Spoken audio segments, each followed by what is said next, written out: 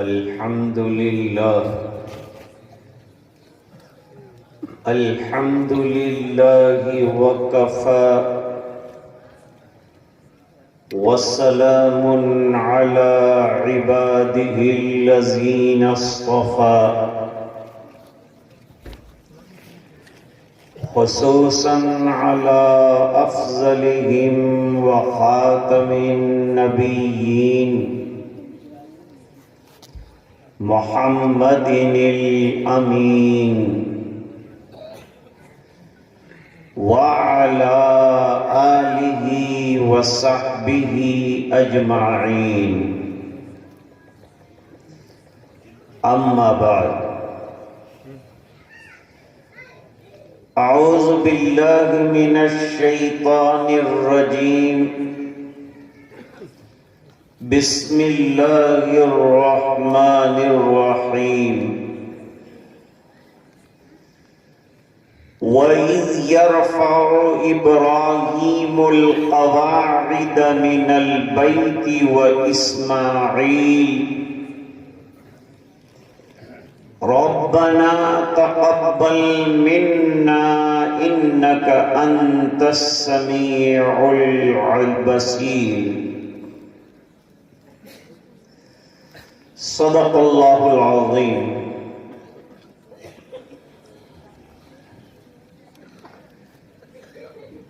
وقال النبی صلی اللہ علیہ وسلم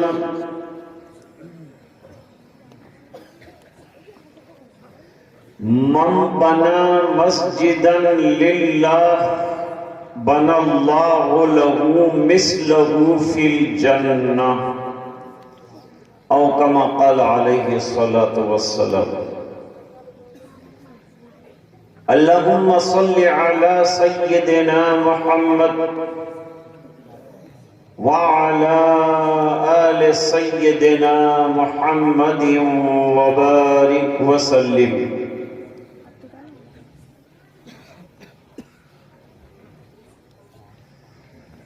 شہنشین پر تشریف فرما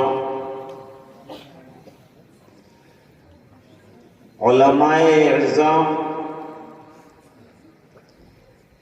مہمانان کرام، دور دراز سے تشریف لائے ہوئے حضرات، گاؤں کے احباب اور تمام حاضرین مجلس،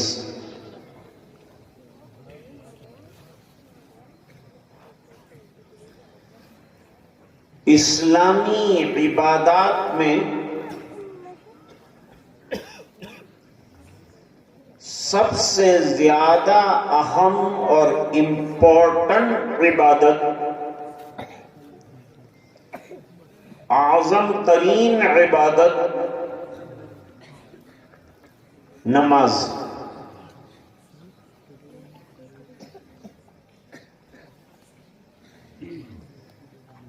حدیث شریف میں فرمایا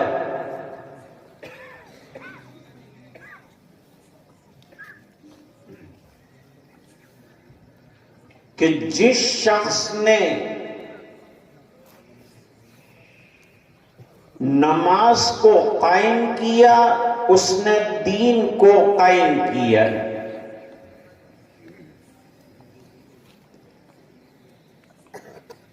اور جس نے نماز کو چھوڑ دیا اس نے دین کے ستون کو گرا دیا.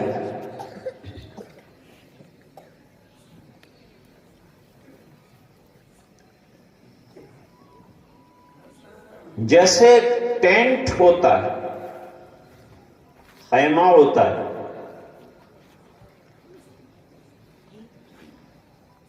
خیمے میں بیچ کے اندر لکڑی لگاتے ہیں تاکہ خیمہ کھڑا ہو جائے.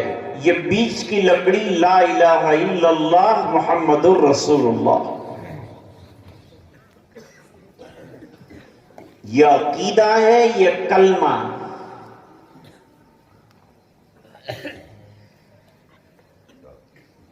اس کے بعد خیمے کو استوار رکھنے کے لیے 4 طنابیں کھینچی جاتی ہیں.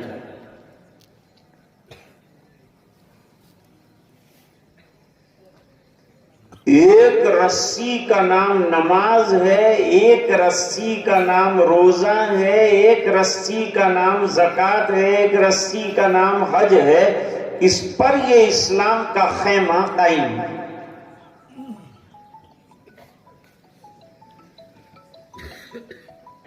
اگر ایک بھی رسی کٹی ہوئی ہوگی تو وہ پھڑ پھڑ خیمہ اڑتا رہے گا، برقرار نہیں رہے گا، استوار نہیں رہے گا.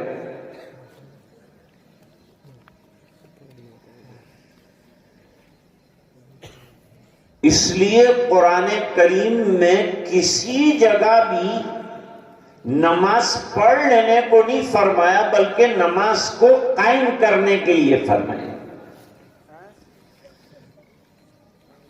فرمایا اقیموا الصلاۃ وآتوا الزکاۃ.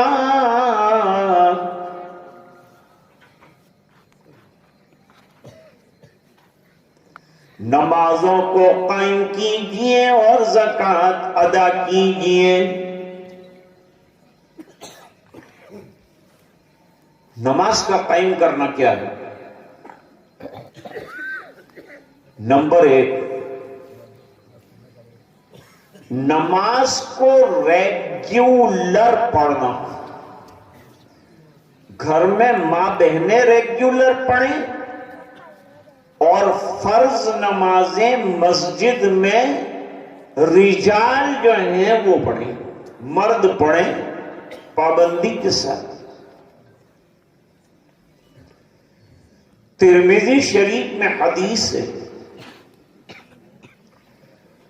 نبی کریم صلی اللہ علیہ وسلم نے فرمایا جو شخص مسجد میں 5 وقتہ نمازیں پابندی کے ساتھ پڑھے اس کے ایمان والا ہونے کی گواہی دو.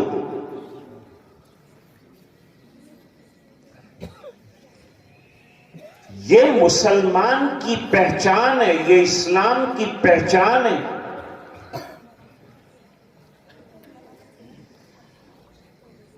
جتنی عبادتیں ہیں وہ تمام عبادتوں کا نچوڑ اور خلاصہ اللہ تعالی نے نماز میں رکھا ہے.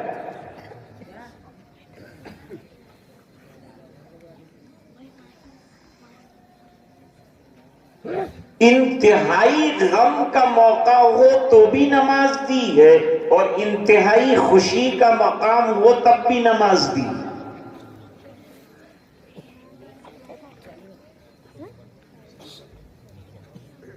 انتہائی غم یہ ہے کہ باپ کا انتقال ہو گیا، ماں کا انتقال ہو گیا، بھائی کا انتقال ہو گیا، چچا کا انتقال ہو گیا. یہ انتہائی غم ہے.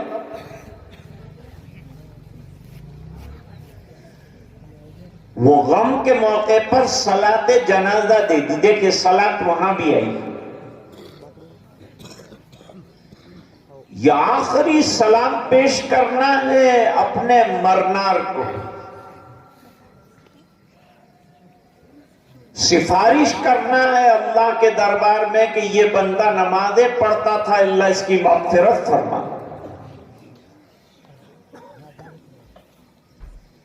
اور عید کا دن انتہائی خوشی کا دن ہے، اس دن بھی نماز دے دی. روزانہ ایک تکبیر اللہ اکبر کہتے ہیں نماز شروع ہوتی ہے. عید کے دن 6 زائد تکبیروں کے ساتھ 2 رکعتیں پڑھی جاتی ہیں.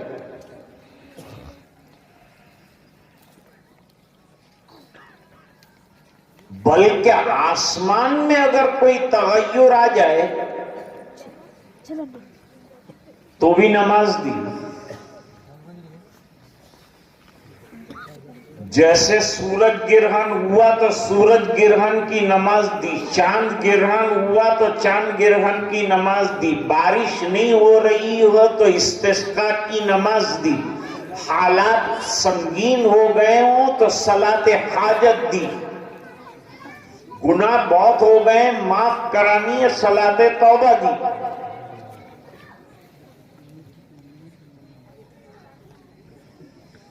ایک عجیب بات بتاؤں آپ کو، انسان کی زندگی کتنی ہے؟ جب بچہ مسلمان دنیا میں آتا ہے، غیر مسلم حضرات بھی سن رہے ہیں، وہ بھی فائدہ اٹھائیں گے۔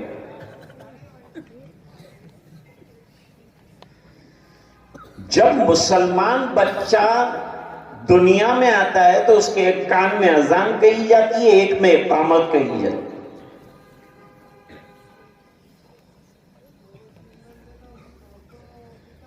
اب سوال ہوتا ہے کہ بھئی ایک کان میں اذان کہی، ایک کان میں اقامت کہی، اس کو نماز تو پڑھنی نہیں ہے۔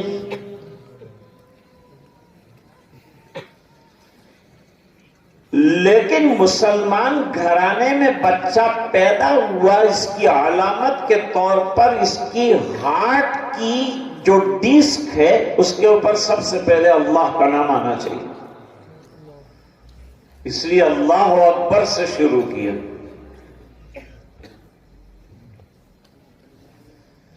بہت سی جگہ لوگ اذانوں سے ڈرتے ہیں، بھئی اذانیں بند کرو، یہ مائک بند کرو، یہ دیش کے لیے ہانی کارک ہے۔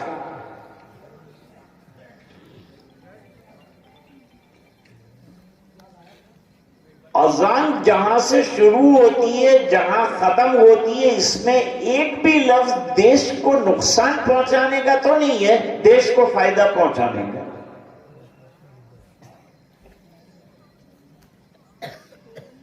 اذانیں ہوگی تو لوگ نماز پڑھیں گے، نماز پڑھیں گے تو اللہ خوش ہوں گے، اللہ خوش ہوں گے تو بارشیں برسے گی، کھیتیاں ہوں گی اور کراپس پیدا ہوں گے، اور جانوروں کو بھی غذا ملے گی اور انسانوں کو بھی غذا ملے گی، اور ہمارا اکانومی جو ہے وہ ہائی ہو جائے گا اگر ہمارا فارمنگ صحیح رہا۔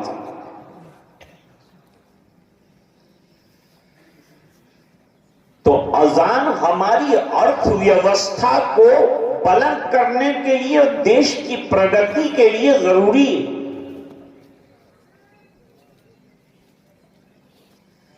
جب زلزلہ آیا ہمارے علاقے میں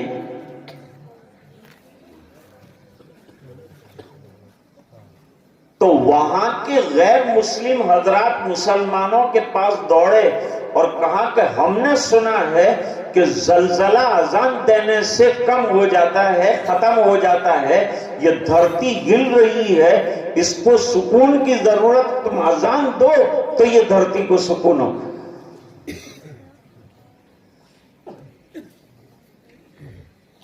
مراری باپو کا نام سنا ہو، کتھائیں کرتے ہیں، ان کے گاؤں میں مسجد کے اندر مائک بند ہو گیا، وہ جہاں رہتے ہیں وہاں مائک بند ہو گیا۔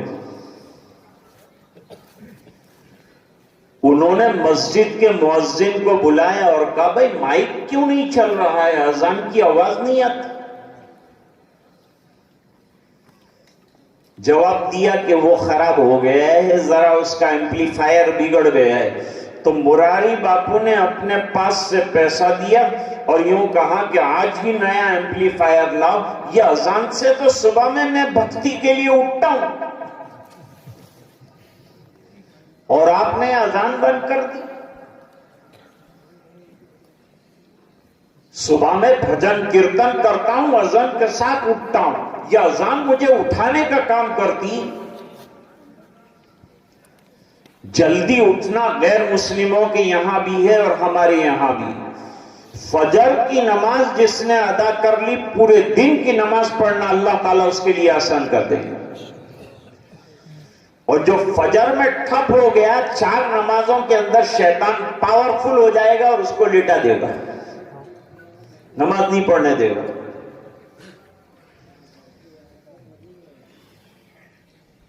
ایک ہے مسجد کا بننا اور ایک ہے نماز کا بننا، دونوں میں فرق ہے۔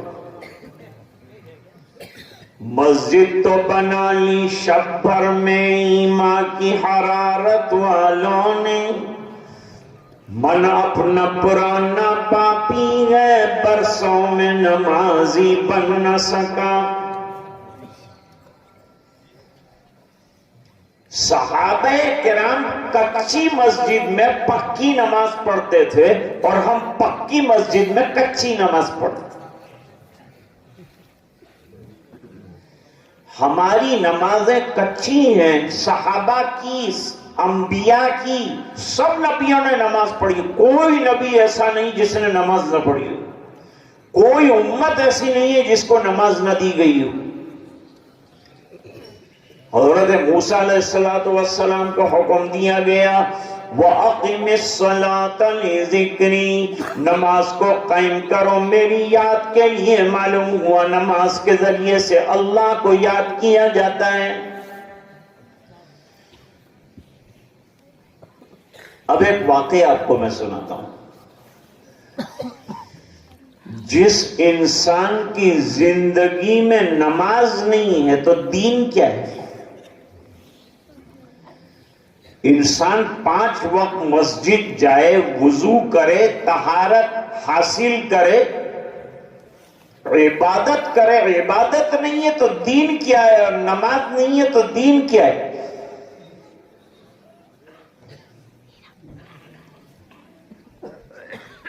سیرت کی کتابوں میں ایک واقعہ لکھا ہے۔ مکے میں ایک پہلوان تھا، اس کا نام ابو کبیر تھا، بڑا پہلوان۔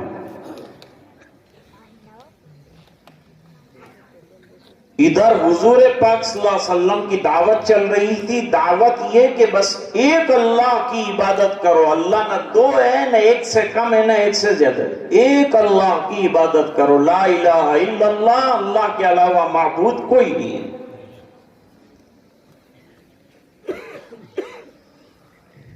بس یہ دعوت مشرکین مکہ کو بھاتی نہیں۔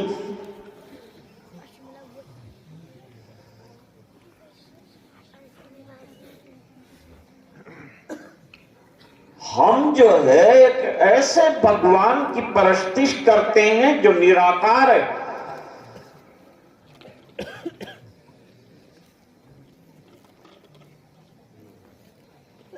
اور ہمارے نبی کے بارے میں کل کی اوتار کتاب لکھی گئی ہے، اس کو مطالعہ کرو، پڑھو، اس کے اندر جو ہے سوامی جی نے کیا لکھا ہے وہ دیکھو۔ انہوں نے لکھا ہے نراشنس سے مراد حضور پاک صلی اللہ علیہ وسلم ہے، جنگل کے رہنے والے، ریگستان کے رہنے والے نبی مراد ہیں۔ کل کی اوتار کون ہے؟ نبی صلی اللہ علیہ وسلم۔ تو ابو کبیر آزاد آدمی تھا،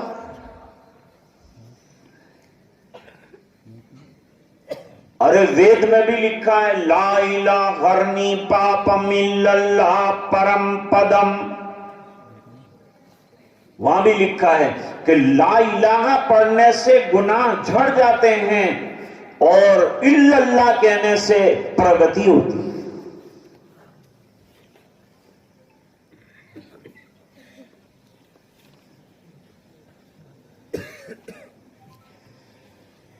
تو ابو کبیر آئے حضور کے پاس، آ کر کہا بھئی تم کیا دعوت دیتے ہو؟ جھگڑے گھر میں شروع ہو گئے۔ باپ مانتا ہے تو بیٹا نہیں مانتا، بیٹا مانتا ہے تو بیٹی نہیں مانتی، ماں مانتی ہے تو ماں نہیں مانتی، کیا لے کے بیٹھے ہو؟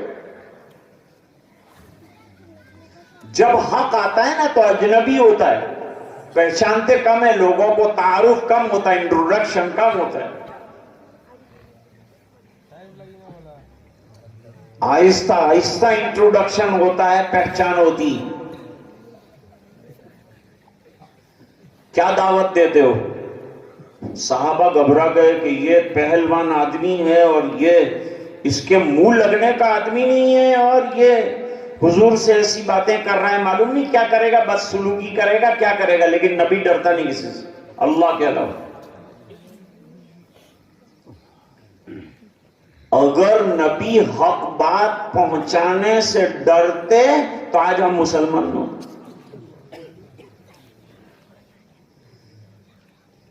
سرکار مکے میں اکیلے تھے، لا الہ الا اللہ محمد الرسول اللہ کہنے والے، پورا مکہ ایک طرف تھا، لیکن آپ نے کہا کہ ایک ہاتھ پہ چاند رکھو، ایک ہاتھ پہ سورج رکھو، اور تم چاہو کہ دنیا مجھے دے دو اور میں کلمہ چھوڑ دوں تو میں دنیا کو لات ماروں گا، لیکن کلمہ نہیں چھوڑوں گا، نہ دعوت چھوڑوں گا۔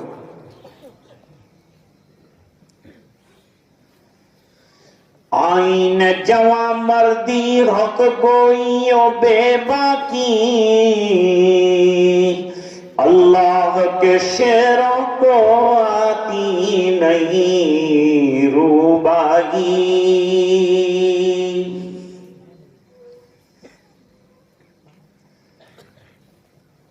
اب حضور کو تو دعوت دینے کا موقع مل گیا، اس لیے کہ ابو کبیر نے خود کہا کہ دعوت کیا ہے سمجھاؤ، تو حضور تو پورے عالم کو سمجھانے کے لیے آئے، سمجھایا۔ ایک اللہ کی عبادت کرنا، نمازوں کی پابندی کرنا، زکوٰۃ کا بجا لانا، صلہ رحمی کرنا، اخلاق سے پیش آنا، پاک دامنی کے ساتھ زندگی گزارنا۔ ابو کبیر نے کہا یہ تو بہترین دعوت ہے، اس میں تو جھگڑے کی کوئی بات نہیں ہے، اس میں لڑنے کی کوئی بات نہیں، اس میں مخالفت کی کوئی بات نہیں، اس میں اپوزٹ کی کوئی بات نہیں، اس میں تو جھگڑے کی کوئی بات ہے نہیں۔ آتے آتے ایک بات میرے کو یاد آ گئی، ذرا سنیں آپ تو آپ کو تعجب ہوگا کہ دیش میں کیسے لوگ ہیں اس وقت۔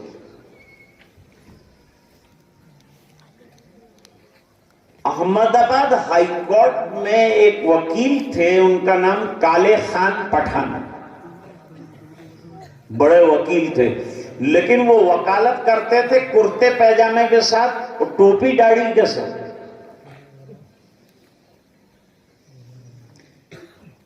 اسی لباس میں وہ ہائی کورٹ میں جاتے تھے اور اچھے اچھے کیس لڑتے تھے، اور مشہور وکیل تھے، اور بالکل سادہ زندگی سادہ گزار، سادہ زندگی گزار۔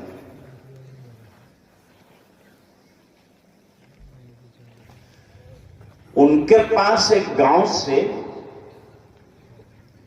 کچھ لوگ آئے اور انہوں نے آ کے کہا کہ وکیل صاحب آپ ہمارے گاؤں آئیے، پرابلم آ گیا ہے۔ کیا پرابلم ہے؟ کہ اصل میں ہمارے گاؤں میں ہم کو ایک مسجد بنانی ہے، لیکن گاؤں میں جو چودھری ہے ہندو، وہ مسجد بنانے نہیں دیتا۔ اچھا تو میں کیا کروں؟ آ کے کہا آپ چودھری صاحب کو سمجھائیے، پٹیل صاحب کو سمجھائیے، سرپنچ صاحب کو سمجھائیے، شاید وہ مان جائیں۔ ٹھیک ہے میں آؤں، لیکن میں سنڈے کو آؤں گا کیونکہ ہائی کورٹ سنڈے کو بند رہتی ہے، میں بس سے آؤں گا، تمہارے گاؤں کا راستہ معلوم ہے۔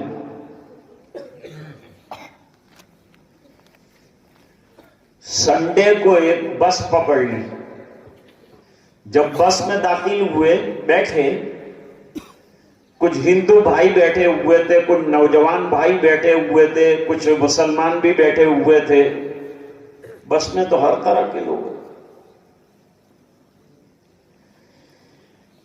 اتنے میں ایک یوتی، ایک خاتون جو ہے بس میں سوار ہوئی، اس کے گود میں بچہ تھا،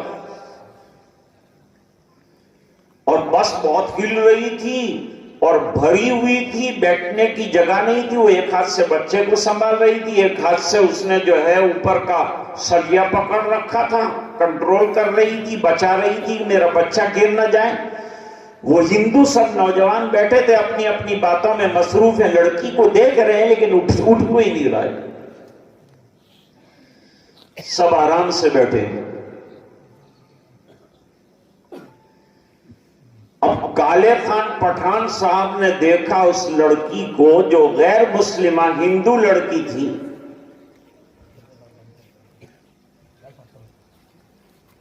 اس لڑکی سے کہا کہ بیٹی یہاں میرے پاس آ جا, میری سیٹ پر بیٹھ جا. کہا نہیں انکل آپ بوڑھے آدمی ہیں, اوور 60 ایئرس ہیں,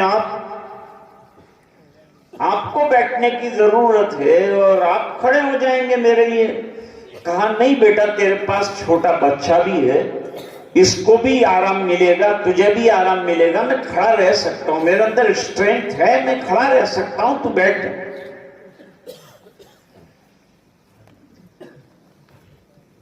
لڑکی نے بہت تھینکس کہا اور بیٹھ گئی. اور بڑے میاں کالے خان پٹھان جو ہیں وہ کھڑے رہے. لڑکی نے اخلاقی طور پر پوچھا کہ آپ جا کہاں رہی ہیں؟ تو اس نے گاؤں کا نام بتایا. کہا میں بھی اسی گاؤں کی ہوں. اچھا اسی گاؤں کی, تو میں وہیں جا رہا ہوں.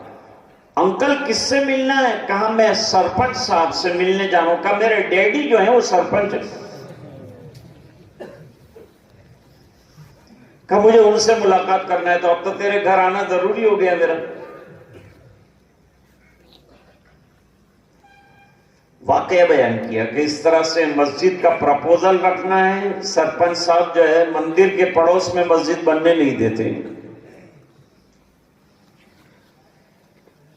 لڑکی لے گئی, سرپنچ صاحب کو جا کر کے کہا کہ میں ایک مہمان انکل کو لائی ہوں, ان کو بٹھایا ہے میں نے آگے. کہا تو ایسے مسلمانوں کو کیوں لے آئے, ایسی داڑھی ٹوپی والے کو کیوں لائی اپنے یہاں, کیا تیرا رشتہ ہے اس کے ساتھ؟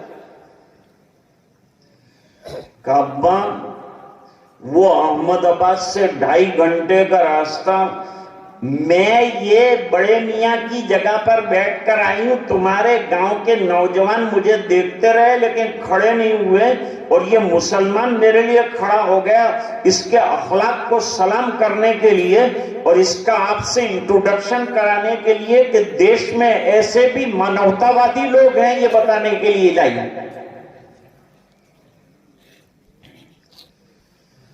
اچھا بیٹا تو تیرے لیے اپنے گاؤں کے لوگ کھڑے نہیں ہوئے؟ کا کوئی کھڑا نہیں ہوا. اور یہ نہ جان نہ پہچان, لیکن صرف مانوتا اور انسانیت کے ماتحت اس نے جو ہے مجھے جگہ دی, بٹھایا اور خود کھڑا رہ کر یہاں تک آیا ہے. اور پتا جی اس کو ایک کام ہے, وہ کام اس کا کرنا پڑے گا آپ کو, کیونکہ اس نے میرا بڑا کام کیا. کیا کام ہے؟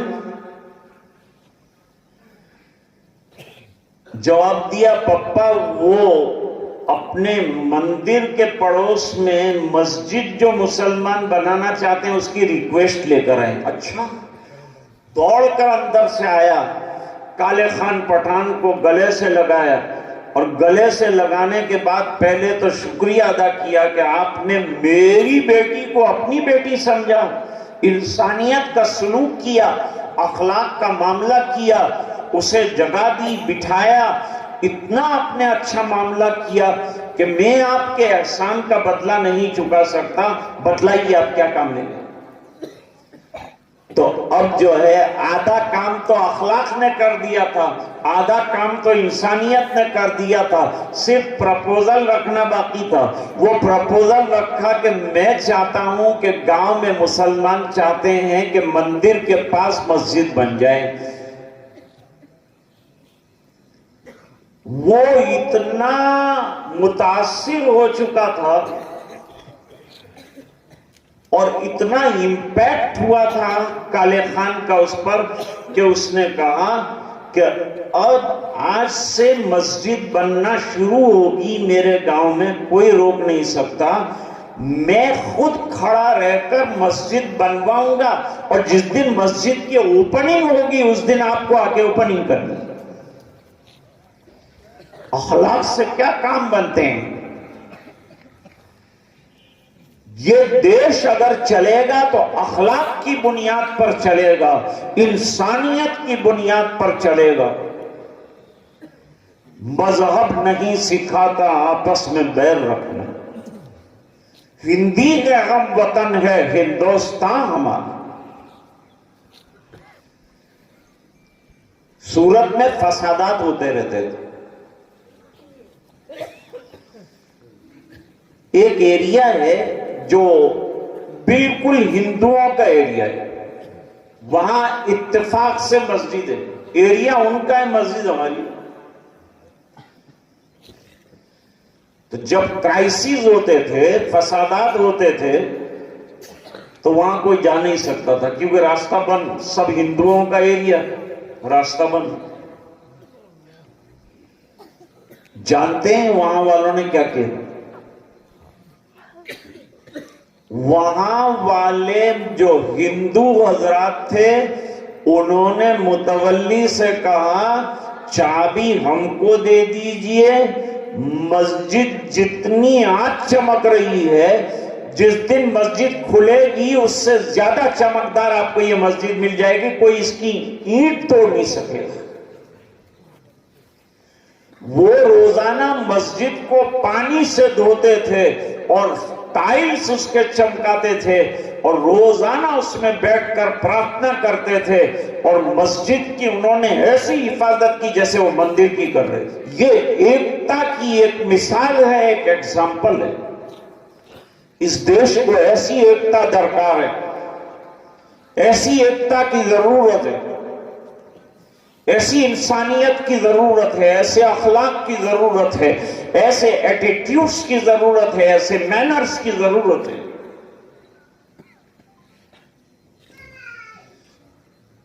دعوت سن کر ابو کبیر نے کہا آپ کی دعوت بڑی اچھی ہے مجھے، لیکن دو پرابلمز،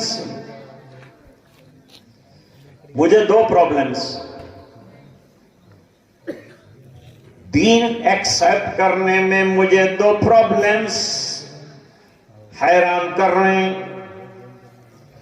نمبر 1، پہلی بات تو یہ ہے کہ میں آوارہ آدمی ہوں۔ بھائی جوانوں، آوارگی چھوڑ دو، مسجد کے کھوٹے بن جاؤ۔ مسجد آوارگی کو ختم کرنے کی جگہ ہے، اخلاق پیدا کرنے کی جگہ ہے۔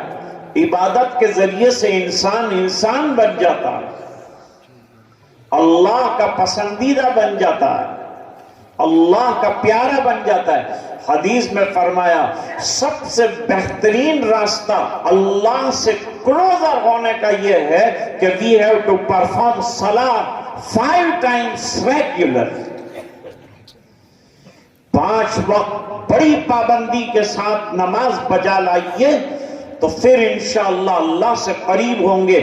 پھر سنتیں پڑھیے، پھر نوافل پڑھیے، قریب سے قریب تر ہوتے جائیں گے، ہمارے بگڑے کام بنتے چلے جائیں گے۔ بگڑے کام بنانے کا بہترین راستہ نماز ہے۔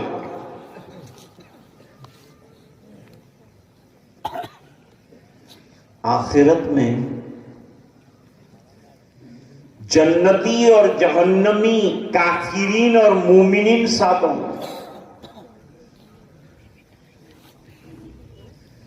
مومنین کو جنت والے راستے پر لے جایا جائے گا، سب ساتھ چل رہے ہوں گے، اچانک ڈائیورژن آئے گا، ڈائیورژن میں مسلمان جنت کی طرف جائیں گے، دوسرے لوگ جہنم کی طرف جائیں گے۔ تو مسلمان پوچھیں گے اپنے دنیا میں ساتھ رہتے تھے، ساتھ کھاتے تھے، ایک گاؤں میں رہتے تھے، مل جل کے رہتے تھے، تمہارا راستہ الگ کیوں، میرا راستہ الگ کیوں ہو گیا، اچانک کیا پرابلمز ہوا؟ جانتے ہو کیا کہیں گے؟ پہلا کیا کہیں گے؟ فرمایا ہم تمہارے راستے پر چل نہیں سکتے۔ ما سلککم فی سقر قالوا لم نک من المصلین ولم نک نطعم المسکین وَكُنَّا نَخُوضُ مَعَ الْخَائِضِينَ وَكُنَّا نُكَذِّبُ بِيَوْمِ الدِّينِ حَتَّى أَتَانَا الْيَقِينُ۔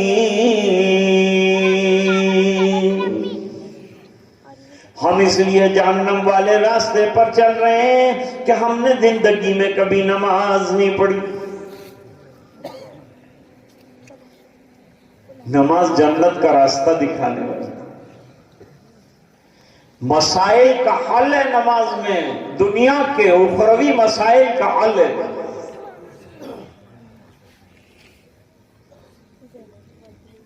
ابو کبیر نے کہا ایک تو میں آزاد آدمی ہوں، میرے غیروں سے اور تعلق لڑکیوں سے عورتوں سے خراب تعلق ہیں، ریلیشنز اچھے نہیں، افیئرس بہت ہیں میرے،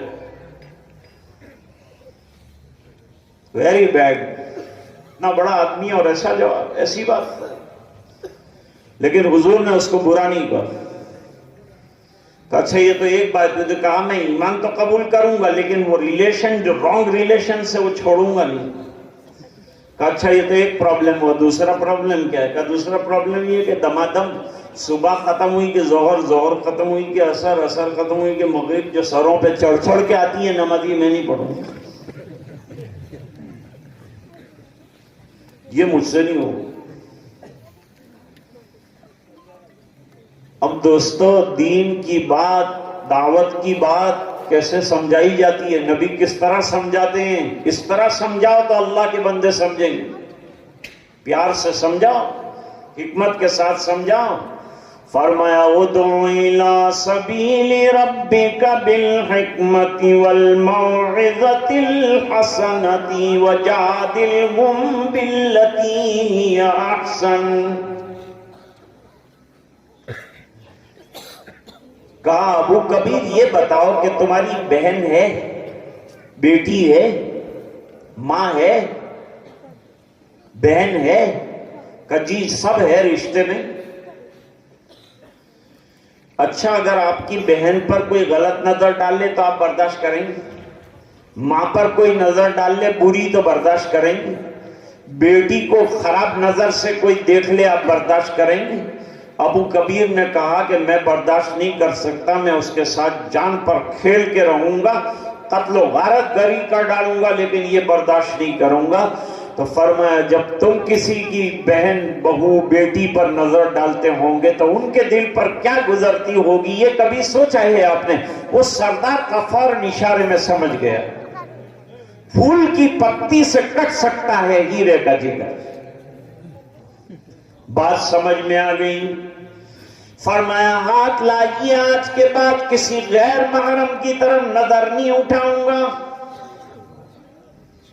یہ میرے نبی کی دعوت ہے. ایک منٹ میں بات دل کی گہرائیوں میں اتار دی. نبی کریم صلی اللہ علیہ وسلم نے وہ دین قبول کرنے کے لیے نہ صرف یہ کہ تیار ہو گیا، بلکہ اس نے ہاتھ طلب کیا کہ سرکار ہاتھ دیجئے، میں بیعت کرنے کے لیے تیار ہوں، میں ایمان قبول کرنے کے لیے تیار ہوں. اب دوسری بات جو ابھی ہمارے کام کی ہے وہ سنو. وہ کیا ہے؟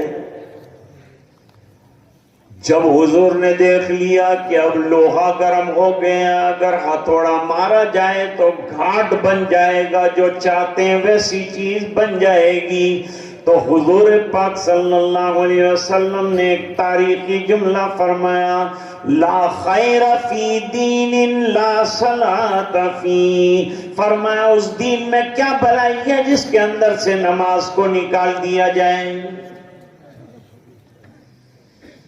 معلوم ہوا نماز ہے تو دین ہے، نماز ہے تو مسلمان ہے، اس کے بغیر تو چارہ ہی نہیں ہے. بیمار ہو تو نماز پڑھنا ہے، سفر میں ہو تو نماز پڑھنا ہے، جنگ میں ہو تو نماز پڑھنا ہے، حضر میں ہو تو نماز پڑھنا ہے. اور فرض نمازیں مسجدوں میں ادا کیجیے اور نفلی نمازیں گھر پر ادا. آج کل گھروں میں نماز نہیں پڑھتے ہم لوگ. حدیث شریف میں فرمایا جس گھر میں نماز نہ پڑھی جائے وہ قبرستان جیسا ہے. اپنے گھروں کو قبرستان بننے سے بچاؤ.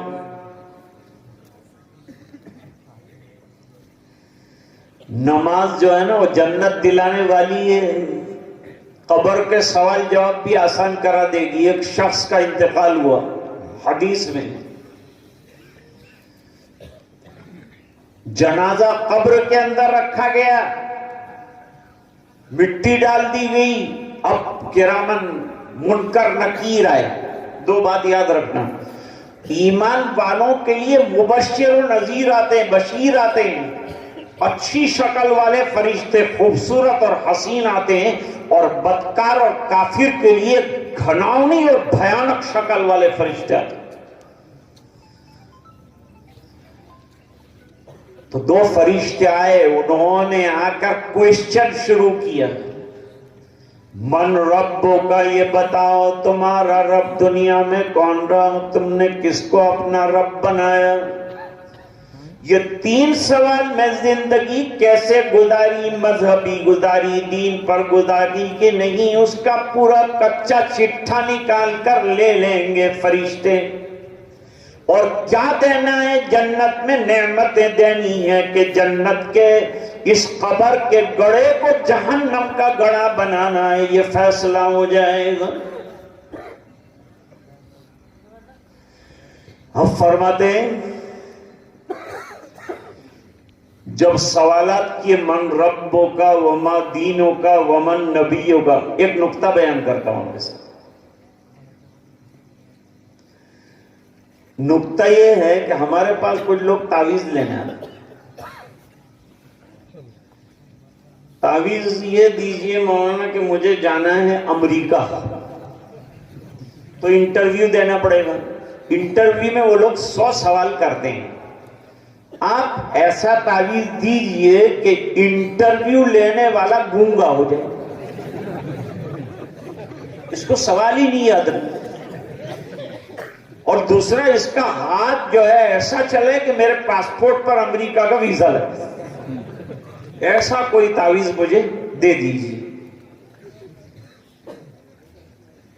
بھئی تعویذ کیا کرے گا؟ تو کہتے ہیں بھئی میری یادداشت خراب ہے، میرے کو یاد نہیں رہتا، اس کو سورہ اخلاص یاد نہیں ہے، اس کو سورہ کوثر یاد نہیں ہے، لیکن اس کو 100 سوال جو ہے امریکہ جانے کے لیے یاد کرنے۔ 60 سال کی زندگی میں طے کر دیا نبی نے کہ قبر میں 3 سوال کی تیاری کے لیے تم کو 60 سال کی زندگی یہ تیاری کر کے آؤ۔ 60 سال ہو جاتے قبر میں ہائے ہائے کرے گا لیکن جواب نہیں بن پڑے۔ دوستو ہم تو قبر کی تیاری کے لیے دنیا میں آئے ہیں، ہم تو مرنے کے بعد کی زندگی کو بنانے کے لیے آئے ہیں۔ اس زندگی میں سے ہمیں آخرت کی زندگیاں نکالنی ہے، سب دھرا کا دھرا رہ جائے گا اور چل دیں گے۔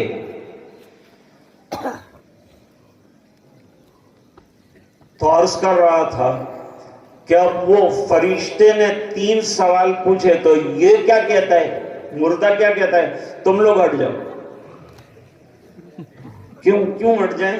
کہا میری آج عصر کی نماز ابھی باقی ہے، کیونکہ آدمی جب لٹایا جائے گا قبر میں تو اس کو لگے گا کہ ابھی آفتاب غروب ہو رہا ہے، ایسا لگے گا، ایسا محسوس ہوگا کہ آفتاب غروب ہو رہا ہے، کیونکہ بیچاری کی زندگی کا آفتاب غروب ہو گیا، تو اب اس کو غروب نظر آئے گا قبر کے اندر۔ تو مسلمان کہے گا فرشتوں سے تم ہٹ جاؤ ذرا میں نماز ادا کر لوں عصر کی۔ فرشتے سیدھے اللہ تعالیٰ سے کانٹیکٹ کریں کہ اللہ میں یہ تو جواب تو دیتا نہیں ہے اور قبر میں نماز پڑھنے کی بات کرتا ہے۔ اللہ پوچھیں گے کہ یہ دنیا میں نمازی رہا، ذرا اس کا وہ عمل نامہ دیکھو، رجسٹر ذرا دیکھو۔ رجسٹر دیکھا تو پکا نمازی نکلا۔ اچھا اسی لیے اس کو نماز جانے کی فکر ہے، میری نماز قضا نہ ہو جائے، عصر کی نماز قضا نہ ہو، دیکھو آفتاب غروب ہو رہا ہے، میری نماز عصر کی قضا نہ ہو جائے، قضا نہ ہو جائے، میرے ہٹ جاؤ، میں کتنے تمہارے زوال کے سب دینے کے لیے تیار ہوں لیکن نماز پڑھ لینے دو مجھے۔ اللہ تعالیٰ فرشتوں سے کہتے ہیں تم گواہ رہنا، اس کی قبر میں نماز کی طرف پر میں نے اس کی مغفرت کر، نماز پر مغفرت کے فیصلے میں، نماز پر اللہ تعالیٰ دنیا میں بھی دیتے ہیں آخرت میں بھی دیتے ہیں۔ آج دنیا میں کتنی بے حیائیاں ہیں، ننگا پن کتنا ہے، عریانیت کتنی، کیسے پیجامے لڑکیاں پہنتی ہیں، کیسے پیجامے لڑکے پہنتے ہیں، کرتا کیسے پہنتے ہیں، پھٹا ہوا بیچارہ جو ہے وہ جینس کا پیجامہ پہنتا ہے 6 جگہ سے پھاڑا ہے, یہاں سے پھاڑا ہے, یہاں سے پھاڑا ہے. بھائی اچھا نہیں ملتا کیا تیرے کو؟ یہ تو پھٹا ہوا تو بنگی بھی نہیں پہنتا, وہ تو پہن کے چل رہا ہے, دھاگے اس کے نکالے ہوئے. یہ تیری حالت زار بتاتا ہے کہ اتنا مفلس اور غریب ہے تو کہ 6 پیون لگا کے بڑا جو ہے کرتا اور پیجامہ پہن رہا ہے. کوئی ڈھنگ کے پیجامے پہنو میرے نوجوانوں. بھائی میں نے پوچھا یہ پتلون ہے کتنے کا؟ اس نے کہا مولانا تو 10,000 روپے. میں نے کہا سب پھٹیلا 10,000, اس کو تو 5 روپے میں بھی وہ لینے کے لیے تیار ہے. 10,000 کا پیجامہ. میں نے کہا جیب کتنے ہیں؟ تو کہتے ہیں گھٹن کے پاس 2 جیب ہے, سورین کے پاس 2 جیب اور 2 ران کے پاس جیب ہے. میں نے کہا اس میں کچھ ہے بھی؟ کہ پیسے اتنی مول صاحب کہاں سے لاؤں گا؟ کچھ بھی نہیں ہے میرے پاس, تو خالی جیب ہے میرا. تو اب ادھر کے جیب میں سے 1 لاکھ روپے کی بائک کی گاڑی کی چابی نکالتے ہیں, ادھر سے 60,000 کا موبائل نکالتے ہیں, اور مسجد میں آتا ہے تو پلاسٹک کی ٹوپی پہنتا ہے.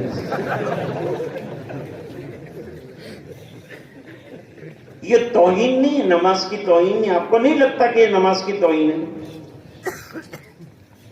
تیرے پیجامے میں 50,000 کا موبائل آ جائے, تیرے پیجامے میں 1 لاکھ روپے کی بائک کی چابی آ جائے, لیکن اللہ کے گھر میں سر کا تاج 25 روپے کا آتا ہے, وہ تجھے نصیب نہیں ہوتا.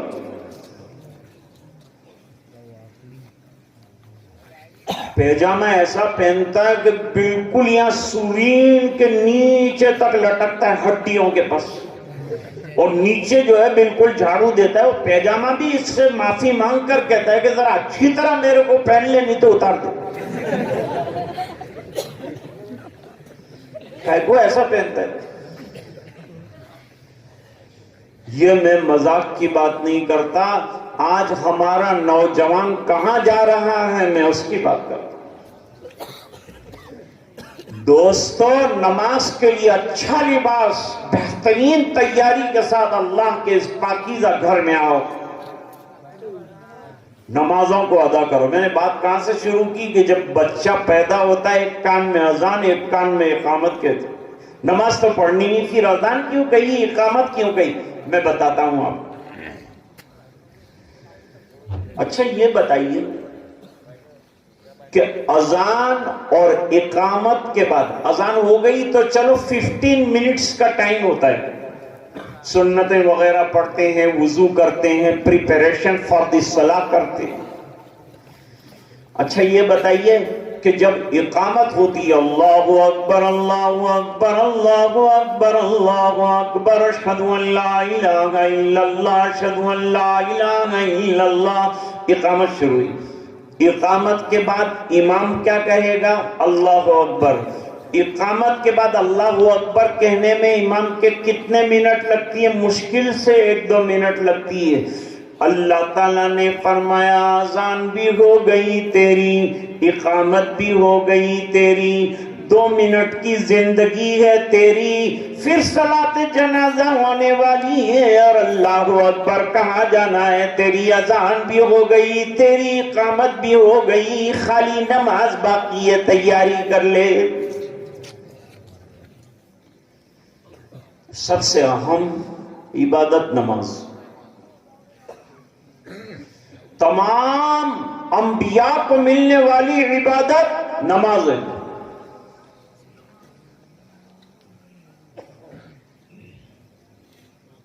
بلکہ روزی روزگار میں آدمی پریشان ہو تو اس کا حل بھی اللہ تعالیٰ نے نماز میں رکھا ہے. بجٹ کی شکایت کی صحابیات نے, ازواج نے, کہ ہمارا بجٹ کم ہو رہا ہے, خرچے پورے نہیں ہو رہے ہیں. اللہ نے حکم دیا وَأْمُرْ أَهْلَكَ بِالصَّلَاةِ وَاسْتَبِرْ عَلَيْهَا لَا نَسْأَلُكَ رِزْقًا نَحْنُ نَرْزُقُكَ وَالْعَاقِبَةُ لِلتَّقْوَىٰ.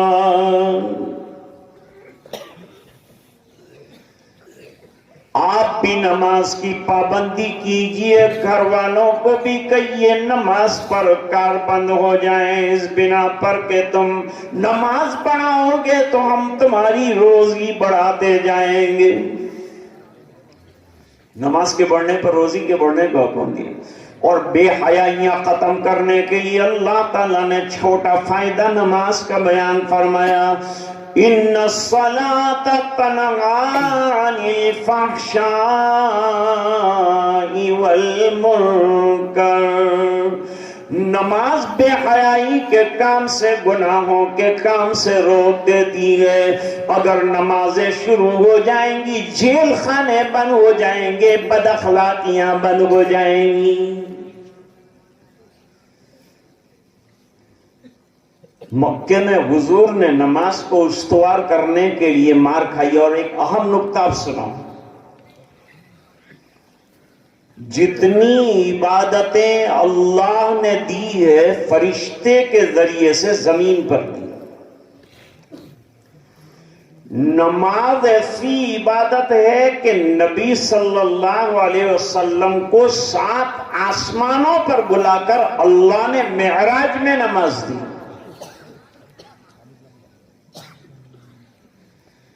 فرمایا قیامت کے دن سب سے پہلے حساب بھی ہوگا تو نماز کا ہوگا، نماز ٹھیک نکلی تو انشاءاللہ آگے کے مراحل آسان ہو جائیں۔ تو الحمدللہ مسجد تو بن گئی، اب نماز کو بنانا ہے، بنائیں گے نا انشاءاللہ۔ مسجد بنی ہے شاندار، تو نماز ہونی چاہیے جاندار۔ نماز کو جاندار بنائیے کہ ادھر 2 رکعت کی تحریمہ کا سلام ختم ہو اور اللہ تمہاری حاجت تم کو دے دے، ایسی نماز پڑھیے کہ جو مانگے اور وہ مل جائے، ایسی نماز ہونی چاہیے۔ اور 2 رکعت ایسی ہونی چاہیے کہ اللہ خوش ہو جائے۔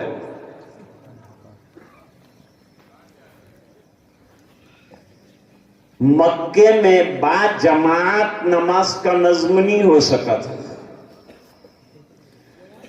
مدینے میں جا کر حضور نے پہلا کام مسجد کے بنانے کا کیا۔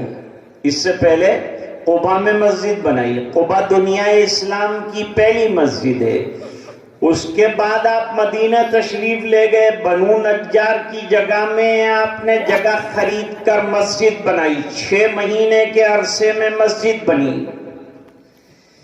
اس مسجد کے اندر کام کرنے والے معمار اور کوئی نہیں تھے، صحابہ تھے، اور حضور مٹی لاتے تھے لے جاتے تھے، پتھر لاتے تھے لے جاتے تھے۔ عثمان غنی اتنے مالدار، انہوں نے بھی مزدوری کی ہے مسجد کے بنانے میں، تعمیر کرنے میں۔ کتنا مبارک کام ہے۔ اب مسجد آباد ہو گئی تو باجماعت نماز، باجماعت نماز کی بڑی فضیلت ہے۔ گھر میں نماز پڑھو تو 1 ثواب، اور مسجد میں باجماعت نماز پڑھو 27 گنا زیادہ ثواب۔ 1 روپیے کا گھر میں 1 روپیہ ملتا، اور مسجد میں پڑھو 27 روپے ملتے۔ اگر کسی کو یہ پتا چل جائے کہ میں آدھا کلومیٹر چلوں گا تو 1 روپیے کی چیز کے 27 روپے ملیں گے، تو کتنا بھی متقی ہوگا وہ 27 لینے دوڑ جائے گا۔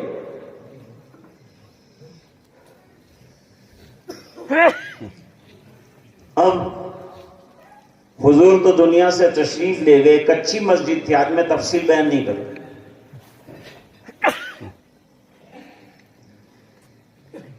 پھر حضرت ابو بکر رضی اللہ تعالیٰ عنہ کا زمانہ ہے، مسجد جیسی سرکار چھوڑ کر گئے تھے ایسی رہی۔ حضرت عمر رضی اللہ تعالیٰ عنہ کے زمانے میں مسجد جو ہے اس کو وسیع کرنا پڑا، کیونکہ فتوحات کا زمانہ تھا، لوگ کثرت سے مسلمان ہو کر پائے تخت آ رہے تھے۔ حضرت عمر نے کہا میں کیسی مسجد بناؤں؟ فرمایا میں ایسی مسجد بناؤں گا کہ جو گرمی میں نمازیوں کو گرمی سے بچائے، سردی میں سردی سے بچائے، اور بارش میں بارش سے بچائے۔ اس سے معلوم ہوا کہ مسجد میں یہ تینوں انتظام ہونے چاہیے کہ بھئی گرمی بھی نہ لگے، سردی سے بھی بچاؤ ہو اور بارش سے بھی بچاؤ ہو۔ یہ بیسک نماز کا مسجد کا بیک گراؤنڈ ہو۔ اب حضرت عثمان غنی رضی اللہ تعالیٰ عنہ کا زمانہ آیا، اللہ نے بہت مال دیا ہے حضرت عثمان غنی رضی اللہ تعالیٰ عنہ۔ انہوں نے مسجد نبوی کو شہید کر ڈالا۔ آپ کے یہاں بھی مسجد تھی لیکن توسیع کی ضرورت۔ مسجد کی توسیع کر سکتے ہیں کہ نہیں کر سکتے ہیں؟ کر سکتے ہیں۔ حضرت عمر نے کی، حضرت عمر نے شہید کر کے نئی بنا کر تعمیر جدید فرمائی۔ حضرت عثمان رضی اللہ تعالیٰ عنہ نے پتھر باہر سے منگوائے، لکڑی امپورٹ کی اور بہترین مسجد بنائی اپنے خرچ سے، بیت المال سے ایک پائی بھی نہیں، اپنے پیسے سے مسجد بنائی۔ جیسے ہمارے عمران بھائی نے ایک بڑا صرفہ لگایا، راندیر سے تشریف لائے سرفراز بھائی، ان کے والد صاحب، انہوں نے جگہ کو دیکھا اور مسجد کی وسعت کے لیے اپنا دل وسیع کر دیا، اور اللہ تعالیٰ نے ان کے گاڑے کی کمائی، آپ حضرات کی محنتیں، اور اللہ تعالیٰ نے مسجد بن گئی۔ تو لوگوں نے اعتراض شروع کیا کہ بھئی یہ ایسی مسجد بنائی ہے، کسرا کا محل بنایا کہ مسجد بنائی؟ ایسا محل نما بنائی؟ اس زمانے میں سادی مسجدیں بنتی تھی۔ موجودہ دور میں الحمدللہ ہماری مسجد میں سب ہے، ٹھنڈے پانی کا انتظام، گرم پانی کا انتظام، صفوں کا انتظام، پنکھوں کا انتظام، اے سی کا انتظام، وضو کا انتظام، ٹوائلٹ کا انتظام، غسل کا انتظام، پیجامہ نہیں ہو تو اس کا انتظام، کرتا نہیں ہو تو اس کا انتظام۔ بس خالی اب تم نماز کا اہتمام کرو، کچھ بھی کرو لیکن نماز پڑھو، نماز مت چھوڑو، یہ کہا ہے۔ لیکن وہی ہم نہیں کرتے۔ جیسے ہم لوگ اکثر نکاح کی محفلوں میں جاتے ہیں تو اتنا بڑا کاٹ چھپا ہے، اس کے اندر لکھا نکاح من سنتی، حدیث لکھی۔ میں نے وہ دولہے کو پوچھا کہ یہ کیا لکھا ہے؟ کہ تم کو خبر نہیں ہے یہ حدیث مشہور ہے؟ کیا ہے نکاح من سنت؟ اس کا ترجمہ کیا ہے؟ کہ حضور نے فرمایا نکاح میری سنت ہے، میں اس کے اوپر عمل کرنا چاہ رہا ہوں۔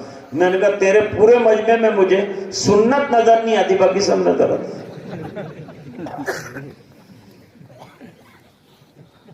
دوستو، نکاح کو سنت کے مطابق کرو، شادی کو کرو سادہ، پیسے کو بچاؤ اور اللہ کے گھر پہ لگاؤ، اپنے بچوں کو پڑھاؤ۔ دیکھو چھوٹے چھوٹے بچوں نے بھی کیسے پروگرام پیش کیے۔ مولانا محمد علی صاحب فرما رہے تھے 50 بچے پڑھنے آتے ہیں، افسوس کی بات ہے ایک ایک بچہ ہمارے گھر سے کوئی باقی نہیں رہنا چاہیے جو مکتب میں پڑھنے کے لیے نہیں۔ یہ بیسک تعلیم ہے، اس کو حاصل کرنا پڑے گا اگر ملک میں آپ کو رہنا ہے۔ مسلمان نہیں رکھنا ہے ہمیں، اپنے بچوں کو اللہ کے یہاں جواب نہیں دینا ہے کیا ہمیں؟ تو اپنی اولاد کو پڑھاؤ، بہترین تربیت کرو، اور تربیت ظاہری بات ہے کہ باہر سے نہیں ہوگی، پہلے گھر کے اندر تربیت کرو۔ ماں باپ نمازی ہوں گے تو اولاد نمازی ہوگی۔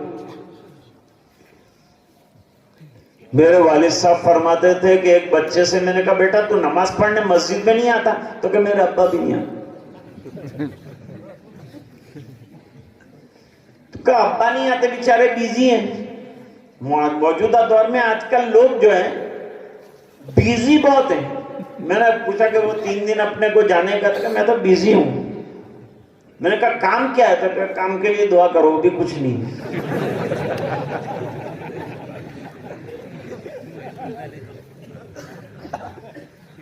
تو ہمارا بیزینس بھی عجیب ہے، فیشن ہو گیا خالی ایسا بولنے کا، ہم بیزی، ایسا کہنے سے ذرا ایسا اپنا اسٹیٹس اونچا ہوتا، بھئی یہ تو بہت بیزی آدمی ہے۔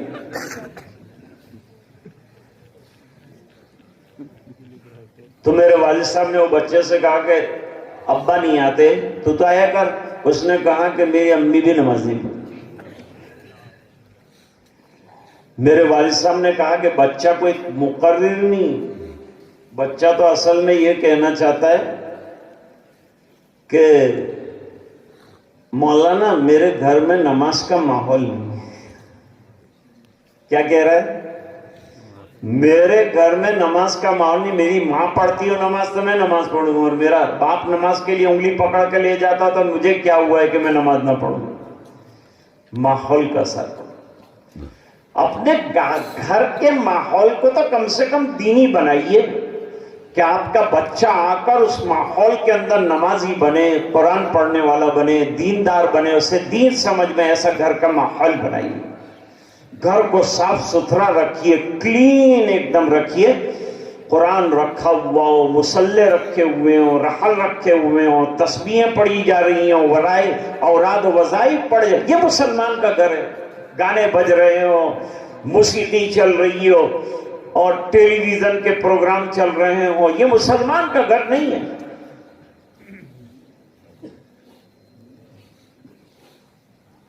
تو حضرت عثمان پر لوگوں نے اعتراض کیا کہ یہ کیا قیصر و کسریٰ کا محل بنایا تم نے؟ تو کہا میں نے حدیث سنی ہے، نبی کریم صلی اللہ علیہ وسلم نے فرمایا جس نے اللہ کی رضا کے لیے اللہ کا گھر بنایا، اللہ تعالیٰ اپنے شایان شان اس کو جنت کے اندر محل عطا فرمائے۔ اب جن حضرات نے بھی اس کے اندر حصہ لیا ہے اور جتنا بڑا حصہ لیا اتنا بڑا محل اللہ تعالیٰ اس کو عطا کریں گے، اور حدیث میں فرمایا کبوتری کے انڈے کے برابر اگر کسی نے اللہ کے گھر میں تعاون کیا اللہ اس کو بھی محل دے دے۔ اس کی رحمت سے کیا بعید ہے، اس کی رحمت وسیع ہے۔ تو آج ہماری حاضری اس نقطۂ نظر سے ہوئی کہ اللہ کا گھر بن گیا ہے، چلو جا کر دوگانہ ادا کریں گے۔ گاؤں والے خوش ہو رہے ہیں، گاؤں کے ہر فرد کو خوشی ہونی چاہیے۔ اب تو بہت سے لوگ باہر سے بھی تشریف لائیں۔ اللہ تعالیٰ آپ کا مسجد کی نسبت سے سفر کرنا قبول فرمائے، اور جن حضرات نے جس طرح سے مسجد کا تعاون کیا ہے، مدد کی ہے، اللہ تعالیٰ انہیں دنیا میں آخرت میں بہترین سے بہترین بدلے عطا فرمائے۔ جامعہ اشاعت العلوم عقل کنواں کے زیر نگرانی یہ مسجد جو ہے، مخیر حضرات عمران خان صاحب اور دوسرے حضرات نے مل کر اقتصادی مدد فرمائی، گاؤں والے کام کرتے رہے، جن علماء کا نام لیا وہ دیکھ ریکھ رکھتے رہے، انہوں نے تندہی سے کام کیا، تو اللہ کا گھر یہ کھڑا ہو گیا۔ کوئی بھی کام اکیلا آدمی نہیں کر سکتا، کلیکٹیو جب محنت ہوتی ہے، سب مل کر کرتے ہیں تو کام جلدی اور آسانی کے ساتھ ہوتا ہے۔ جب سب نے مل کر طے کیا کہ فلان تاریخ کو اللہ کا گھر تیار ہو جانا چاہیے، تو اللہ نے اپنے فضل سے تیار کر لیا۔ اور اعلان ہوا اللہ کے یہاں سے، این جیرانی، میرے پڑوسی لاؤ بھائی، میرے پڑوسی، فرشتوں سے کہا میرے پڑوسی لاؤ، تو فرشتوں نے پوچھا اللہ تیرے پڑوسی کون ہیں؟ فرمایا جو مسجد بناتے ہیں وہ میرے پڑوسی۔ اللہ تعالیٰ ہم سب کو عمل کرنے کی توفیق عطا فرمائے۔ میں نے آپ کا زیادہ وقت لے لیا، لیکن آج صرف اتنی سی بات تھی کہ ہم اللہ کا شکر ادا کرنے کے لیے جمع ہوئے۔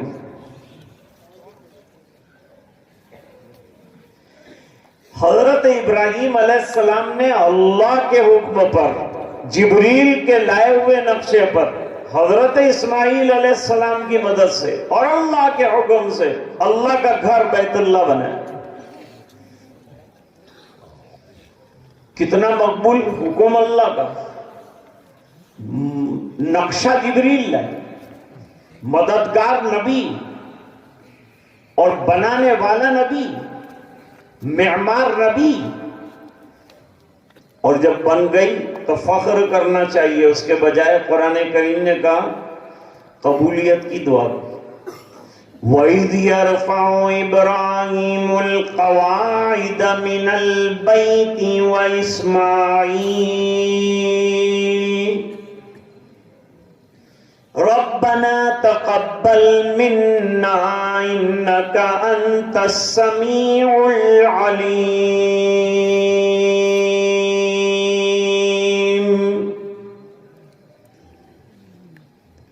جب حضرت ابراہیم علیہ السلام وہ مکان کی بنیادیں استوار فرما رہے تھے تو اللہ کی بارگاہ میں دعا کر رہے تھے، اے اللہ اسے اپنے دربار میں، اپنی بارگاہ میں قبول کر لیجیے۔